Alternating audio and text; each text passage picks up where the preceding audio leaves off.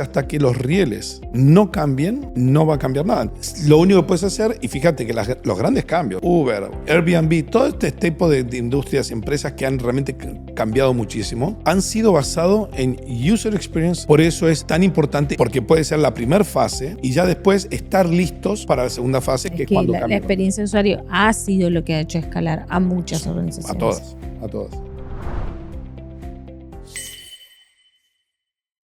Bienvenido, Santiago, muchas gracias por estar acá. Buen día, muchas gracias por tenerme en tu programa. Ya hemos hecho esto varias veces, creo. En otros formatos, pero en sí lo otro hemos formato, sí. Y lo que quiero hacer hoy es hablar de dos cosas. Primero, la construcción de negocios en Latinoamérica, la construcción de negocios de Wealth Management. Y también hablar de tu camino como entrepreneur, que tiene sus vicisitudes como todos.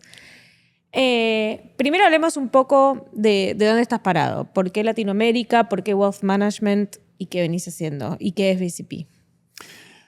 Bueno, BCP Global es una empresa de tecnología donde le ofrece toda la parte de digitalización a las instituciones financieras en Latinoamérica.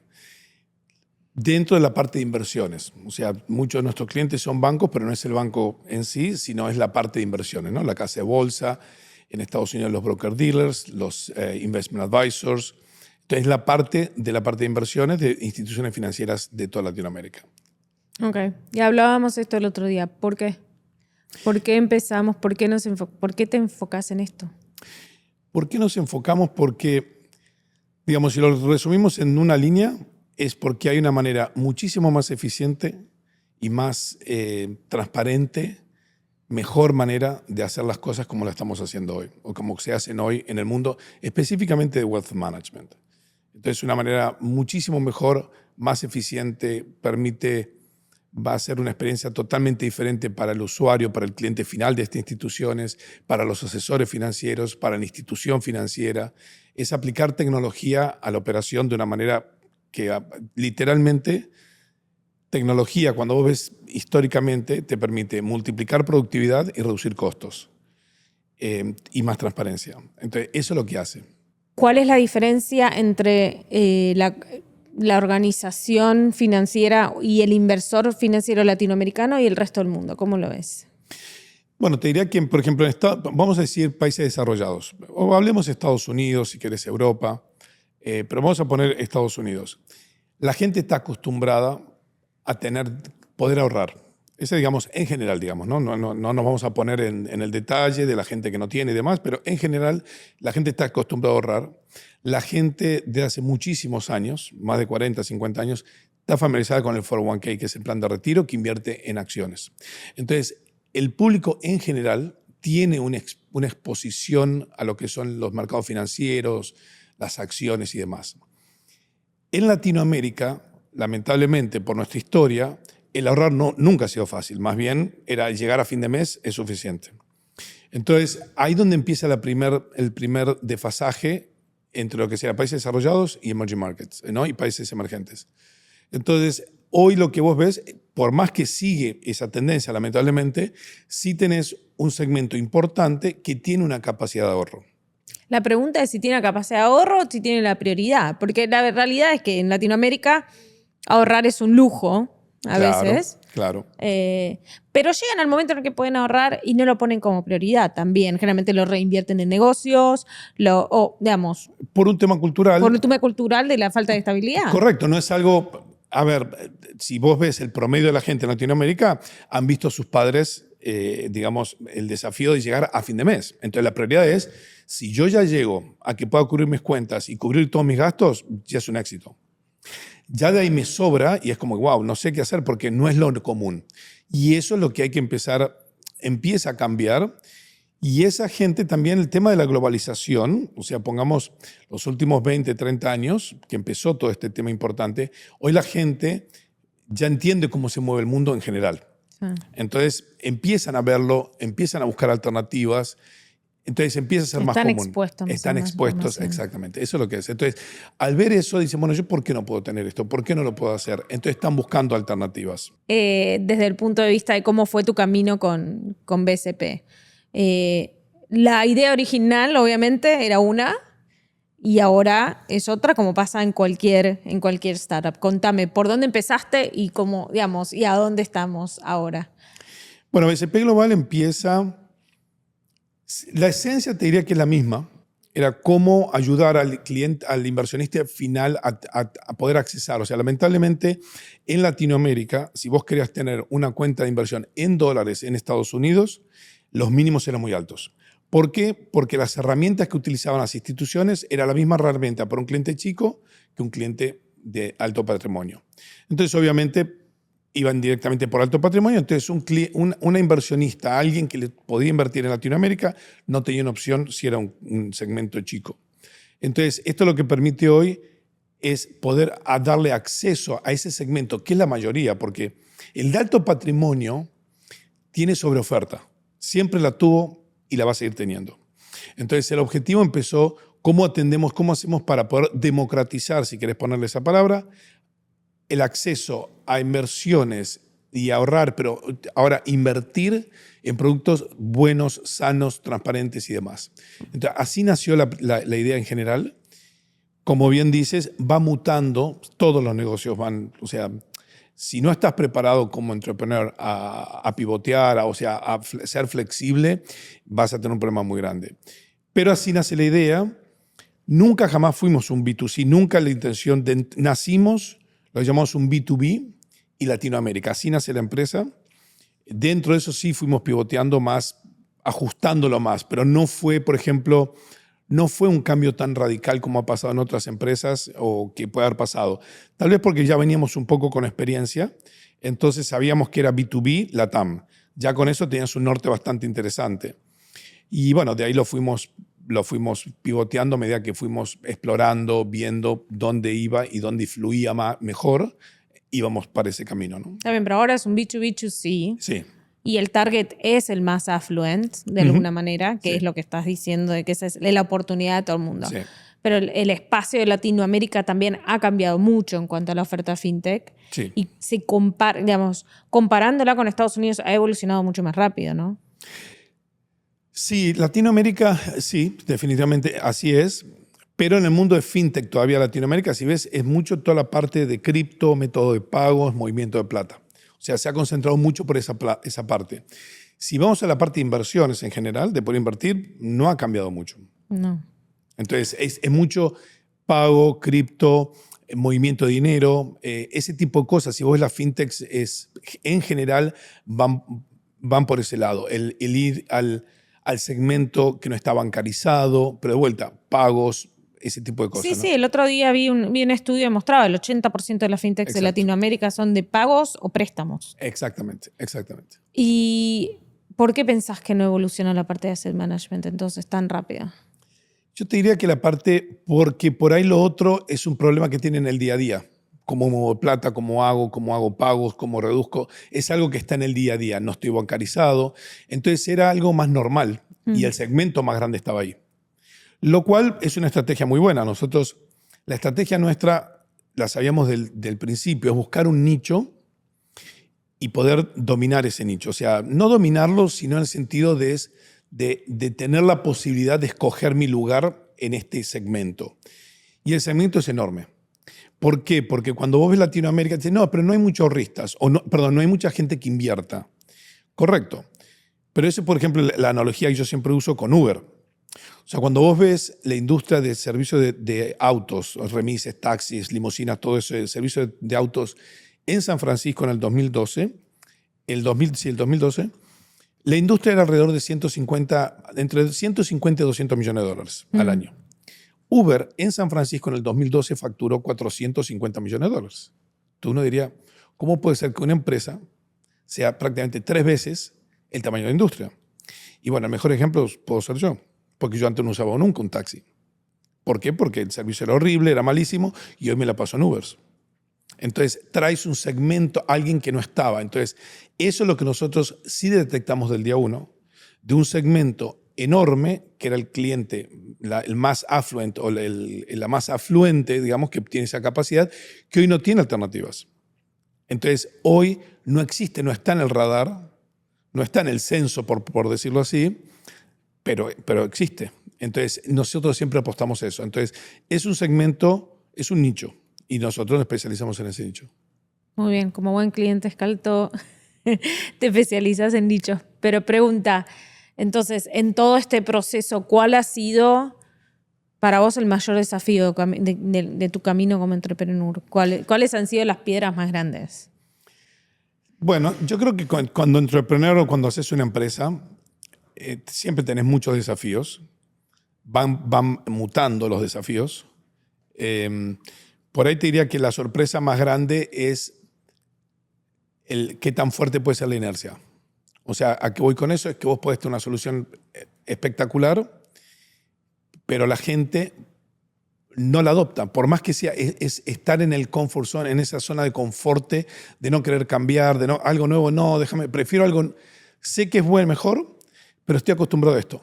Y eso a veces puede ser muy desafiante, porque no agarra la atracción que tiene que agarrar el producto, porque no lograste hacer llámalo market fit, si querés, o como quieras, pero puede ser muy desafiante sabiendo que es algo espectacular. Entonces eso sí es algo que nos sorprendió.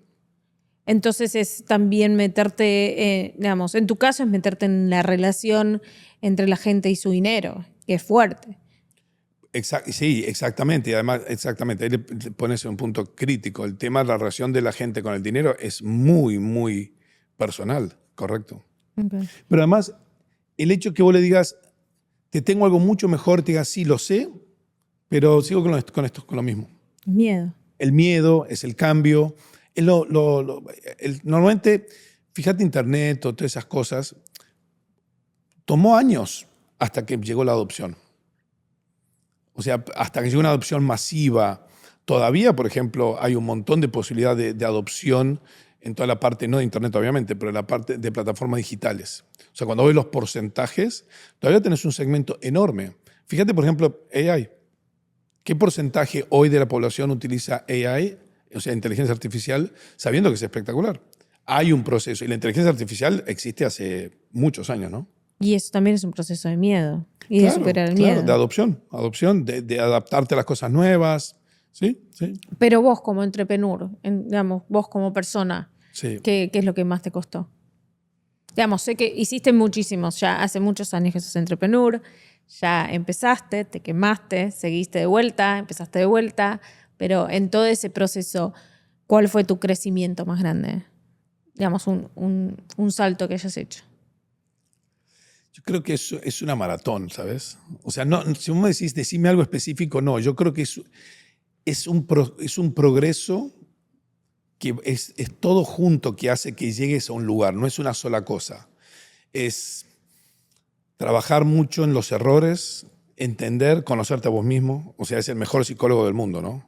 O sea, si querés, o sea, conocerte, montó una empresa. No, yo creo que es un proceso de muchas cosas de que llegás a un destino final. Entonces a ver, definitivamente equipo, el entender la importancia de la cultura de la compañía, de la gente, del equipo, de poder ser un jugador de equipo es muy importante. Entender cuál es tu rol. O sea, cuál es tu buen rol. Y no por un tema de ego, sino yo acá, en dónde soy bueno. Mejor. Sí. Pero, no sé, digamos que vos medís 1,95, tenés brazos largos y, bueno, ¿qué sos? Delantero y muy probable que arquero se vaya mejor. Y es decir, no, pero yo quiero ser delantero, pero si vos sos un fenómeno como arquero y sos bueno y demás, y es poder encontrar eso y entender, no, yo soy un arquero y voy a ser feliz y me voy a dedicar a desarrollar todos mis atributos como arquero. Esa parte es muy importante de entender, porque por más que seas el que fundó la empresa, por ahí tu papel es otro y aceptarlo, entenderlo y dejar que los otros hagan otros papeles es muy importante. Delegar. Para eso tenés que sacarte el ego de encima y de lo que pensabas que iba a ser líder de una empresa. Sí, y lo otro, lo que acabo de decir exactamente, es el tener, como dicen hay un dicho brasileño que es muy bueno, hay que tener juego de cintura. El poder no ser rígido, no, que esto va a ser así. No, va a ser como tenga que ser. Tenés que ser como el agua, ¿no? Como decía Bruce Lee. O sea, tenés que fluir porque es muy importante, no puedes ser rígido. O sea, tenés que ser como el bambú. O sea, rígido pero flexible. Porque la resiliencia sin lugar a dudas, es lo más importante. O sea, lejos. El otro día estaba, creo que me lo mandaste vos, del CEO de NVIDIA hablando y dio una charla en Stanford, porque él también es ex Stanford. Y decía, muy lindo, la educación, muy lindo. Pero si no tienen resiliencia, no llegas. Sí, si no te volvés a O levantar. sea, podremos estar horas hablando de estos temas, pero para mí no hay una sola cosa. Son muchas cosas, el acumulo de muchas cosas que empezás a hacer bien, que empezás a reconocer, que empezás a hacerte cargo de lo que es tuyo y decís, estoy dispuesto a cambiarlo, a corregirlo. Por eso te hace ir mucho adentro y a ver, porque ahí es donde empieza a cambiar la empresa, donde empiezas a cambiar vos y todo alrededor empieza a cambiar. No me quiero ir tan profundo. ¿Por qué? Digamos, el podcast se llama Ideas to Scale. Entonces, ¿cuál fue para vos una de las ideas o de los cambios más fuertes que hicieron que crezcan? Digamos, los he visto a ustedes, trabajamos juntos, los he visto crecer. A veces, bueno, siempre todas las empresas se sienten que vas más lento de lo que deberías ir o de lo que sentís que tenés que ir. Uno siempre siente eso. Pero cuando uno lo ve de afuera, yo los veo a ustedes. Crecieron un montón. Evolucionaron un montón. Sí. ¿Hay algún punto que vos decís, esto, digamos, hizo un cambio, hizo una inflexión o este cachetazo que me dieron hizo una inflexión para ayudarme a escalar más? No el hecho de escalar, sí el hecho donde llegamos, para mí, insisto, es un acumulo de muchas cosas que vas haciendo que te hacen llegar donde estás. Para mí no es un solo hito. A veces ves, decís, pues este fue el hito tal que aconteció que te hizo diferencia. Sí, pero para llegar a ese hito tuve que haber hecho muchas otras cosas. Entonces yo sí, para mí no sé, o sea, puede haber gente que te diga, no, estos 2, 3 puntos. Para mí no, para mí es un acumulo de muchas cosas, de trabajar mucho en distintas cosas. A nivel de escalar es clave. O sea, es importantísimo poder escalar. Y de vuelta uno tiene que entender qué naturaleza sos. O sea, sos gato, sos perro. Y reconocerlo, hacerte cargo que sos. Si sos gato, no quieras ser perro. Y hacerte cargo que eres gato y sé feliz siendo gato. Y sé el mejor gato, pero no pretendas ser perro. Entonces uno tiene que entender en el negocio que está, el potencial que tiene el negocio y si realmente puede escalar. Entonces, si realmente puede escalar, para escalar hay que ir muy rápido. Y cuando vas rápido, la perfección no existe. Entonces, si vos querés escalar, no puedes esperar que el producto sea bueno. Hay un famoso dicho que dice, si no te avergüenza tu primera versión, saliste tarde. Y yo creo que eso es tal cual. Es un poco, para escalar necesitas velocidad y con velocidad vas a cometer errores. Es como tenés un equipo que va rompiendo y el otro arreglando, rompiendo, arreglando, rompiendo, arreglando, rompiendo, arreglando. Pero tiene que haber un tiene que haber un equilibrio porque tenés que romper, pero no puedes romper mucho. Es como un auto de carrera. No, porque te rompes también la percepción de mercado. Correcto. Entonces, es como un auto, como un auto de carrera que quiere a la máxima velocidad posible para ganar la carrera, pero no chocar. Entonces, ese equilibrio es clave. Y entonces, ahí yo creo que el éxito en una empresa es, tenés unos que quieren correr muy rápido, otros que quieren más despacio, y el equilibrio de todos es lo que hace el éxito. Y me quedé mucho pensando en lo que decís, esto de conocerte a vos mismo. Nosotros, digamos, en Scalto tenemos esto de la autenticidad como un valor clave, básico de cómo lo hacemos. El tema es cómo lo enseñás y cómo haces para que la gente se conozca a sí misma y pueda decir, en esto soy bueno y en esto no. Nosotros también tenemos lo llamamos humbly confident, que es el valor de decir, soy bueno para esto y para esto no. Y tenés que levantar la mano cuando no, o cuando no sabes algo, Claro. levanta la mano. Claro. Pero es muy difícil en el espacio laboral encontrar gente que se sienta lo suficientemente confiada en sí misma para hacer eso, como estábamos hablando. Un entrepreneur lo desarrolla. Entonces, ¿cómo haces para que el equipo también entienda eso de, digamos, sos bueno como arquero, pero no vas a ser delantero? Pero puedes ganar mundial, o sea, vas a ser mejor arquero del mundo. ¿Cómo lo haces? Para mí, o sea, sin lugar a dudas, empieza por el leadership, por los líderes de la empresa. Si vos tenés líderes que entienden eso y promueven y promulgan eso, entonces vos te vas a sentir cómoda en poder exponerte. Pero si vos sentís que estás en un ambiente donde no te sentís segura en explorar eso y poder hacer así, lo vas a reprimir. Entonces, sin lugar a dudas, empieza por los líderes de la empresa en promulgarlo y en demostrarlo y promoverlo. Sí. O sea, yo digo siempre en la empresa, se ríen cuando contratamos a alguien, digo, hay 4 factores que son importantísimos. Que una persona no esté loca. O sea, para contratar, yo siempre se ríen, pero digo, que no esté loca, que sea ética, que básicamente que tenga, sea morales. O sea, 4 rasgos críticos básicos. No es fácil encontrar gente así, que sea trabajadora, que tenga ganas. Entonces, por ahí contrataste a la persona correcta, pero está en el lugar incorrecto. Por ahí tenemos a alguien que es comercial, que es espectacular para la parte comercial, marketing y está en accounting. No va a ser un buen trabajo. Si a mí me pones en la parte financiera, nos fundimos. O sea, no me gustan los no. O sea, la parte. Yo te he usado como ejemplo de una persona en el sector financiero, un trader espectacular que me dice, no, mis finanzas personales yo no las organizo. Pero la gran ¿Cómo mayoría, puede ser? la gran mayoría no lo de hace. los traders profesionales, Son un desastre. todos mis amigos, vos miras sus finanzas personales, un desastre. Un desastre. ¿Por qué? No sé. No, yo cuando digo que sería un desastre es yo manejando los números de la empresa. Sí. O sea, siendo el CFO, o sea, llevando... No.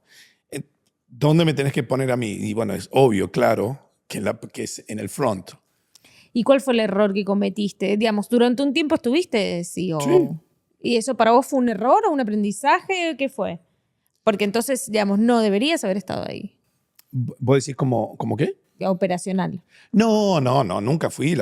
A ver, eso sinceramente fue un título que se puso en ese momento. Ok. No, una empresa muy pequeña para tener ese tipo de títulos. Lo teníamos, o sea, no. A ver, al principio tenés que hacer todo lo que puedas. Bueno, O sí. sea, al principio cocinás, planchás, lavás, cobrás, todo. Y te toca. Y otra de las cosas también más importantes es que como líder de la empresa, y sobre todo al principio, y después también, vos tenés que lidiar con siempre lo más feo de la empresa. Sí. O sea, porque a la hora es... Todos te miran para que vos seas el que va y lo tiene que hacer, es el que más entiende, es el que más sabe, el que entiende. ¿Pero Entonces, qué llamas lo más feo? lo que sea, la parte más difícil que tenga en ese momento la empresa. Toda la empresa va mutando constantemente y vas encontrando esos bloques en el camino. Y bueno, es normalmente el líder, los líderes que tienen que ir y arremangarse y trabajar con eso. Entonces, normalmente estás trabajando con la parte, digamos, fea, pero Con entendés los por qué lo problemas. estás El otro día los vi a problemas, alguien que, claro. digamos, ¿quién era? Uno, no sé si fue Musk o... sí, era Musk, que decía, la gran mayoría de las veces no me gusta mi trabajo porque lo único que estoy haciendo es resolviendo problemas. No estoy haciendo cosas que me inspiran, no estoy haciendo estrategia, estoy resolviendo problemas. ¿Por qué? Porque soy yo el que se encarga de limpiar los líos de las organizaciones. Claro, ahí también donde yo digo, donde uno tiene que entender y llega su momento, decís, ¿en qué soy bueno? No, o sea, por ahí tu área hay gente mucho más, hay gente creativa, hay gente que, y eso es decir, tratar de buscar a alguien finalmente resolver los problemas, porque tenés que balancear, si no entonces te quemás, llega un momento que no querés hacerlo más. No, y para escalar, para escalar estábamos hablando de tener el equipo, Sí, la de saber en mentalidad, qué ¿no? sos buena, la mentalidad, los procesos, Sí, definitivamente. la estandarización. Sí. Ok. Y el nicho. El nicho, y lo que acabo de decir es estandarización es importantísimo. Si yo voy a McDonald's y le digo, dame la hamburguesa jugosa, no tan jugosa así, me mira y me dice, combo 1, 2, 3, 4. Y mira, no me pongas papitas, poneme 1, 2, 3, 4. Por eso es un éxito. Y ahí es donde uno tiene que entender. Pero si vamos a Cipriani, no va a decir combo 1, 2, 3, 4. Le puedo decir, mira, las papitas, sacarlas un poquito más crocantes. Sí, señor, cómo no. Es entender tu naturaleza, cuál es tu negocio. Y entender que puede haber negocios que no son para escalar. O sea, tenés que saberlo de entrada. ¿Este negocio puede escalar o no puede escalar? Ok. ¿A qué llamas? Un negocio que no puede escalar. Y algo que vos decís, el potencial que tiene este negocio es X. O sea, si yo armo un negocio que su universo únicamente va a ser una ciudad pequeña, bueno, voy a ser el rey de esa ciudad pequeña, pero no voy a tener escalabilidad. Entonces, eso hay gente que no tengo mucha gente, pero sí he escuchado, sí he visto casos donde la gente eso no lo tienen claro. O sea, tenés que, como dicen en inglés siempre, own it, ¿no? Decir, Claro. ok, hasta acá quiero llegar. Correcto, correcto. A no ser que vas mutando, a no ser que vos decís, empecé para acá y ahí empieza el poder entender que un negocio como cualquier cosa es un ente vivo que va mutando y va creciendo. Porque entonces ahí puede empezar donde decís, ahora encontré, lo otro día creo que estamos hablando, ¿no? Decís, ¿cuándo escalo y cuándo debo escalar? También hay momentos para escalar, es verdad. Exactamente, hay momentos que no hay para escalar. Hay momentos que tengo temas, tengo que arreglar este problema, porque escalar, como decíamos antes, y estrellarme no sirvió de nada. Es buscar ese equilibrio. Entonces hay momentos que es producto, market fit, empieza a funcionar y empiezo a escalar. Y ahí utilizo todas las herramientas. Pero para escalar necesitas procesos, estandarizaciones. Porque si empezamos a hacer excepciones, no voy a poder escalar. Ok, yendo a tu industria entonces, viendo los asset managers en Latinoamérica, ¿cuáles son los errores que cometen desde ese punto de vista, desde las estrategias de Sí, yo crecimiento? te diría que, no lo llamaría errores, pero yo te diría que hoy los wealth managers en Latinoamérica por ahí siguen utilizando, o sea, usan las mismas herramientas para todos los mismos clientes. No segmentan el cliente. Eso es algo que yo veo mucho. Entonces yo siempre les uso el ejemplo. Digo, si vamos en estos momentos de Miami, no sé, o de Sao Paulo, Buenos Aires, a París, vamos a ir todos en el mismo avión. Pero unos van en first class, otros van en business class, otros van en premium, otros tienen asientos privilegiados y así. Todos fuimos en el mismo avión, pero la experiencia fue totalmente diferente. Entonces, eso es algo que en el mundo de wealth management hoy todavía no se está implementando en Latinoamérica. Y es algo que lo pueden hacer. Es como decir, este cliente de 0 a tanto va por esta vía. Pero no es que quedó ahí, va evolucionando. Entonces, es como decir, a medida que ese cliente crezca, porque esa es la parte importante de wealth management, o sea, hoy una persona joven por ahí no tiene el dinero, no es un buen cliente todavía, pero va a ser el futuro buen cliente. Entonces, ¿cómo empiezo a captar a estos clientes hoy, que son mis futuros buenos clientes? Y esa es la manera que, por más que es un cliente pequeño, le doy una buena experiencia. Y lo podés segmentar. Entonces, eso es algo que yo veo que hoy no segmentan. Están empezando a poquito, pero es muy obvio que no se segmenta todavía. Bueno, porque han sido siempre desde el modelo tradicional de Exacto. agarrar la familia y no largarla nunca más y tenerla captiva. Pero hablando de la familia, ahí es donde viene el gran desafío ahora. La transición generacional. La transición más en Latinoamérica. ¿Por qué más en Latinoamérica? Y porque yo te diría que más en Latinoamérica porque es la gente más joven, la cultura que teníamos antes, la cultura en Latinoamérica en general era muy patriarca, muy de las cosas se hacen como yo digo. No había una cultura muy clara de transición como puede haber más en países desarrollados, decir, bueno, vamos a armar de entrada a los hijos y a los demás, a traerlos, enseñarles, a mostrarles y prepararlos. Entonces, en Latinoamérica la tendencia fue más bien patriarcal y nunca me iba a morir. Claro. Y cuando sucedía, venían los problemas porque los que seguían no estaban tan preparados. Algunos sí, pero no era la cultura general. Pero ahora ves que sí, Ahora hay mucho sí, más, se habla mucho más. Sí, porque empezaron. Como te digo, la gente de alto patrimonio lo vivía por la conexión que tenían con el mundo en ese momento, por más que no hubiera globalización. Pues hablamos de globalización, pero la globalización tiene 35 años, 40 años, o sea, empezó en los principios de los 90.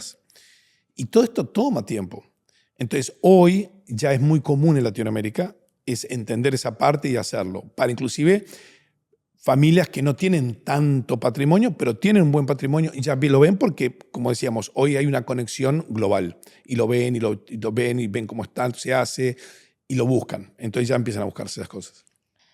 Ya tenés un equipo ahora de 50 personas. ¿Cómo has evolucionado como líder? ¿Qué aprendiste que tenés que hacer o no hacer como líder para manejar mejor a los equipos? Creo que debemos preguntarle a ellos más que a mí, pero...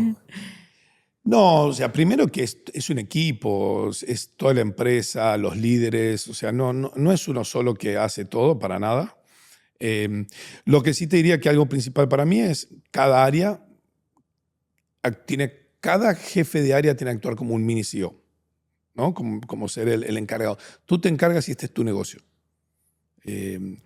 Esa mentalidad es lo que te permite escalar, crecer. Entonces, sí dedicarle el tiempo de tratar de contratar a las personas correctas. No es fácil. Es muy fácil decirlo, es muy fácil en papel, es muy fácil la teoría y es muy fácil hacerlo. Es muy difícil hacerlo. Pero eso es algo que uno tiene que darle el tiempo. Y cuando encuentres la persona correcta, darle las herramientas y Pero el darle la otro día libertad. hablábamos, vos hiciste buenas contrataciones. Sí, Vos he me tenido, dijiste, sí. tuviste, digamos, no sé, me dijiste en un momento, no sé si me dijiste que tenías suerte o qué, pero vos haces buenas contrataciones. Y yo te preguntaba, Sí. ¿qué, digamos, cómo haces? Porque yo me he quemado varias veces, lo tengo que decir. No, yo diría que sí me he quemado. Lo que pasa es que sí, históricamente he logrado tener suerte. Yo creo que es una combinación. Sí, no sabría decirte. Hoy sí veo, digamos, puedo ver mejor, decir, el escuchar, ver y darles la libertad también, ¿no? O sea, te doy las herramientas y la libertad, porque cuando el famoso dicho, no, contrata siempre, rodéate y contrata gente más inteligente que vos. Todo el mundo, pero el ego no lo quiere hacer. Y segundo, cuando tengo una persona más inteligente que yo, ¿cómo funciono? ¿No? Y cómo funciona es ¿Lo que escuchás? La no pregunta es si lo solamente escuchar, tenés escuchás. que dar la libertad, porque si yo te contrato a un genio de marketing, cuando llega, yo no le puedo decir cómo tiene que manejar marketing. Pues si esa persona viene de, no sé, Facebook, se va a volver a decir, a ver, acá el que sabe soy yo. Si no, se va a ir. Y ese hay un equilibrio ahí, cómo haces, cómo te vuelves un buen líder para alguien que es más inteligente, mejor que vos, porque esa es la idea. Y es armar, como dicen los americanos, ¿no? El dicho, armar el sandbox, ¿no? Que no sé cómo se dice en español, armar El lugar donde pueden el lugar hacer todas donde las puedan jugar pruebas. y que vengan y que expandan. Entonces, eso para mí es bien importante, creo que es crítico, que le des el lugar, las herramientas y la libertad. Y compartir el crecimiento y el éxito. Eh,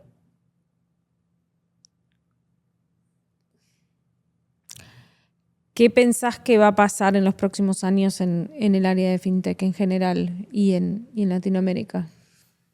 Fintech en general vas a tener una consolidación, o sea, es como que hay demasiados jugadores hoy en día. Como todo, se expande, pero creo que ahora va a haber una contracción, debería haber, o sea, no es que debería haber, es muy probable que tengas, creo que es sano. Va a continuar evolucionando. Eso hablemos en el mundo de fintech en general, ¿no? No para más, obviamente, no para más. Lo que pasa es que cuando ves todo el mundo de fintech, no ha cambiado mucho.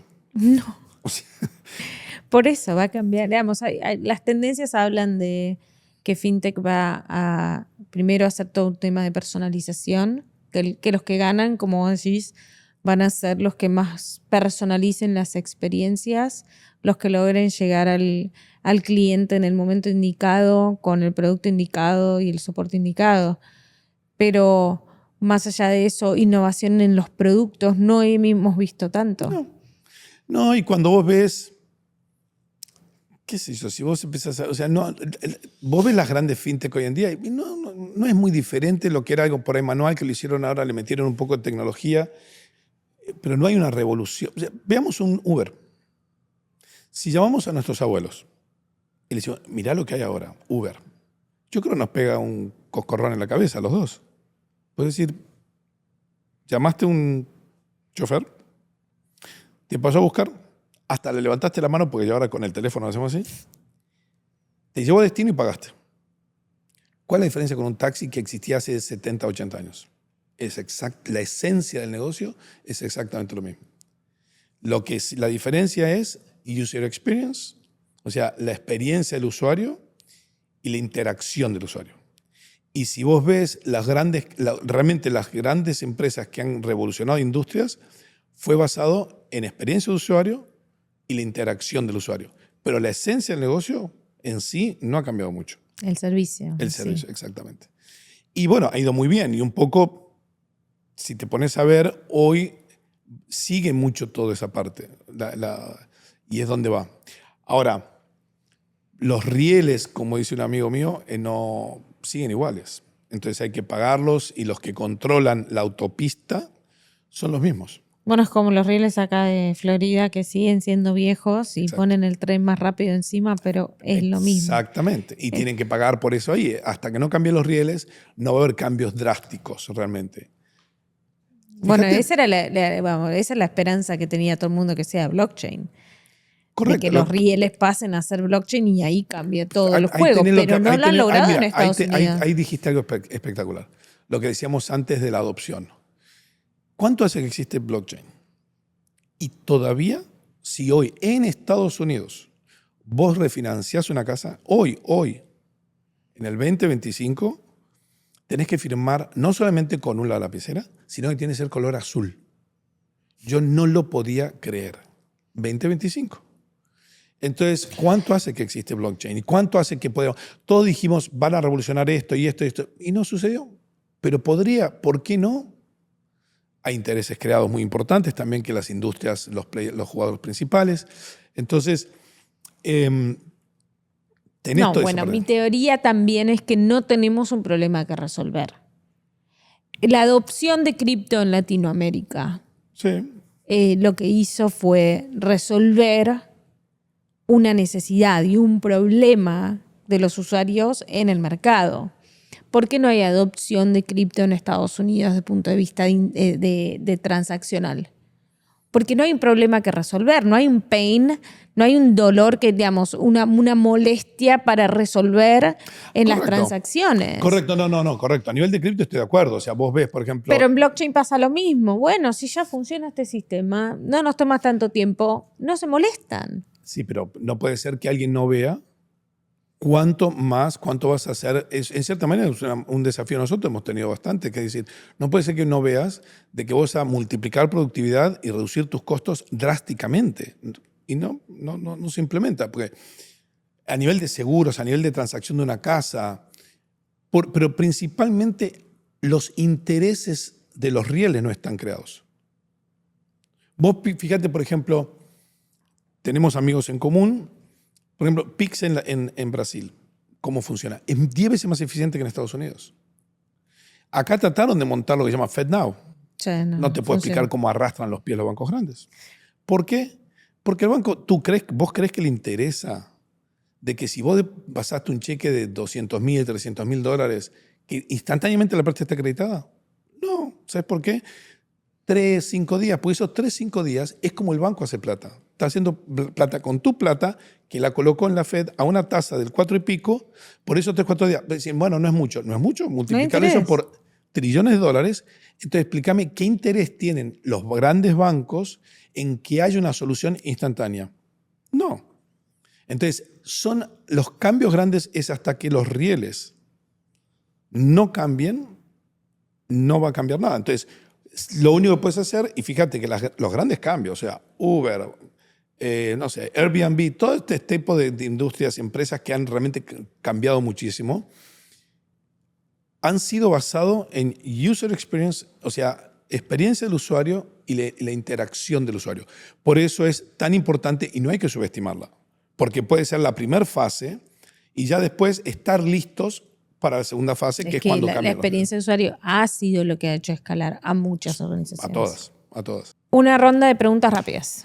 Digamos, contestás así, tipo cortito. Ok. Libro favorito. Uy. Think and Grow Rich, by Napoleon Hill. Ok. Un hábito que te ayuda todos los días. ¿Que me ayuda a qué? Digamos, general? a mantener Bueno, la ok. sanidad mental. Yoga, meditación. ¿Cuál es la percepción más errónea sobre Latinoamérica y FinTech? La percepción más errónea. No sé, te puedo decir cosas positivas mejor. En Estados Unidos, cuando hablamos de Latinoamérica y FinTech, muchas veces es subestimado. Sí, piensa en la parte de que no te diría errónea, no nos ven, no lo ven como un mercado, digamos que tiene sentido. Una tendencia a la que le estás prestando atención en Wealth Management. AI, inteligencia artificial. Ya que estamos, contame cómo la estás usando. Bueno, lo que pasa es que inteligencia artificial tenés que tener cuidado, ¿no? O sea, son esas cosas que son muy, muy lindos, muy nobles, muy bárbaro hablarlo, es muy... Y a la hora de la practicidad pues, te puede fundir. Nosotros sí, como lo estamos utilizando muchísimo y explorando y viendo que haya adopción de la gente, pero te diría rápidamente en la parte de operations, compliance, toda la parte operacional de cumplimientos y legales, definitivamente la estamos viendo mucho. También cómo ayudar al cliente final. Pero en el cliente final hay que ir despacito, porque no es tan fácil la adopción. Y no es lo mismo alguien de 30, 40 años que una persona de 50, 60. Y la clave es la experiencia del cliente, como decíamos. Exactamente. Entonces, pero yo creo que va a ser unos cambios muy, muy importantes del usuario final, de aprendizaje. Hay mucho para hacer en la parte de AI, creo. Muchísimo. En la parte de wealth management, obviamente. El resto también. ¿Una lección que te haya dado tu equipo? Me dan muchas lecciones siempre, pero por ahí la última es a relajarme un poquito. Pero vos te relajás generalmente. Ahora me veo relajado, creo, pero por ahí después que salgo de acá hay momentos como una montaña rusa. Así es siempre, los días del entrepreneur. Sí. Sube y baja, sube O sea, y ahora baja. estoy relajado porque, como dije, vengo de mi tema matutino que me permite... No, pero sí, es imposible, vas subiendo velocidad, y te decía, bueno, hay que aflojar un poco. Sí. A relajarme un poco. Tomar unos breaks, ¿no? Sí, bajar un cambio cada tanto, sí. Ese. Muchas gracias. Gracias, Ale.